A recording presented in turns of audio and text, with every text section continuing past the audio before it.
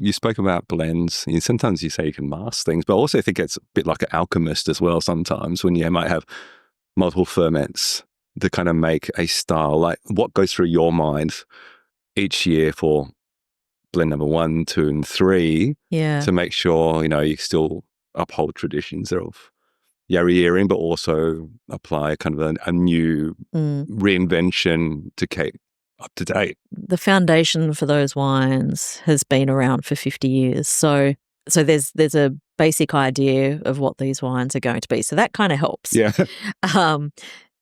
It's then what we do is we're actually trying to grow the different blocks to go into the different wines.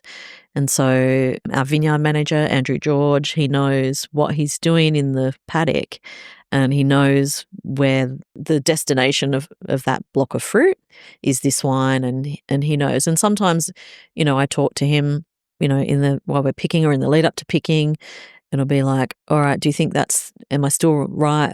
I was thinking I'd use that block for some bunch work. And he might say, oh, I actually think this block is going to be a bit better suited. They're bigger bunches, whatever. So we still have that kind of conversation, but we're really trying to grow the blocks to fit into a wine. So it's a vineyard derived blend. And then if something doesn't quite make the grade, then we can leave it out. While also showing the seasonal variation as well. Yeah. And that's the fun. I mean, you don't want every year to taste identical.